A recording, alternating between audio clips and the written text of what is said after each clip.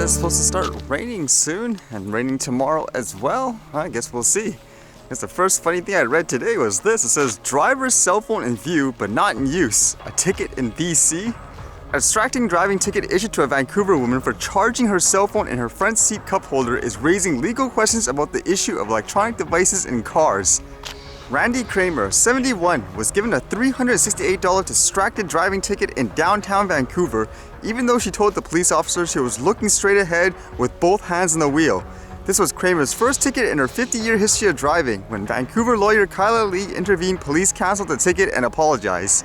I guess it's one of those things where if you're a police officer, you just look at the fact that there's a phone out there open and you'll assume, oh, they're using it, so ticket.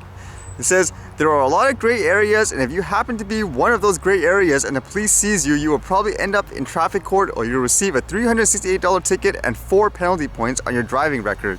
And I guess the reason why a police officer would do that, it says here, in the past, police would catch people using their cell phones as they rolled up to traffic lights. But people have become more sneaky, so police are becoming more sneaky, using binoculars and riding buses to peer into cars, said lawyer. Wow, can you imagine that? They're actually like inside buses and stuff like that, looking at cars to give them tickets? Now this point actually got me thinking, because it says, if someone has their cell phone on the front seat, face up, and it rings, and they look at it, theoretically, that is using the phone, said Steele. Even if a driver hasn't touched the phone, he or she can still be written up for it.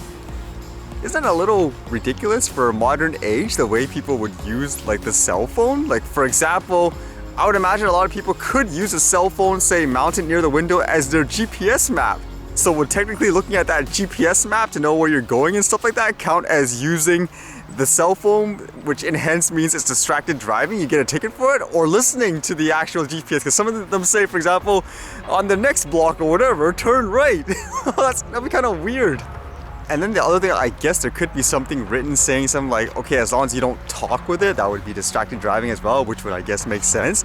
But nowadays, there's so much voice recognition software too, so what happens if you talk to your device, like, display this or find this or whatever? I would imagine one legitimate use would be you're driving in the traffic and then you can say to your device, for example, let me know of the latest accidents or something like that, and give me the latest news report of the highway conditions. Find me the shortest route to here or whatever. But then again, I guess it's one of those things where you can't really write the law, I guess, in a way to make it as intended 100%. Someone's going to interpret it in a very, I guess, technical way all the time.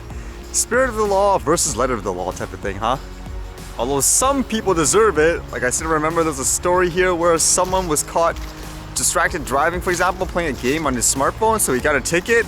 And literally, he drives one block down. I guess he doesn't care about fines. He gets another ticket for doing the exact same thing. Like, those people, they don't learn. So you'd have to invent things to take care of people like that, I guess. I guess some airports in Canada are going to have software or equipment to actually try to detect drones that fly within the airspace. It says Ottawa Airport Authority, NAV Canada, and QinetiQ Canada partnered to trial drone detection technology at YOW.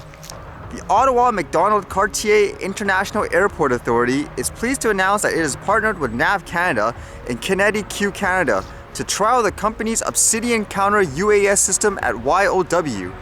According to the findings at the BRTF interim report published in July 12, 2019, the threat of UAS intrusions introduce a great risk and highlights the need for solutions that can safeguard airports from rogue UAS and potentially disruptive technology. Recent UAS incidents at airports raise concerns of gaps in safety and security and underscore the need for airports to have clear policies to manage these incidents. The Airport Authority, NAV Canada, and QinetiQ will be working in cooperation to facilitate the installation and employment of the Obsidian micro-Doppler radar unit with the goal of determining the feasibility of the system to function compatibly in a civilian airport environment. So I guess it'll be coming if basically the thing is successful. I guess that's a good thing in general. I mean, people are flying, like I said before, right into the airport. That's one thing. But I guess like about that, talk about the laws and stuff like that, they shouldn't affect people who are flying it recreationally just for fun, like in their backyard or something like that.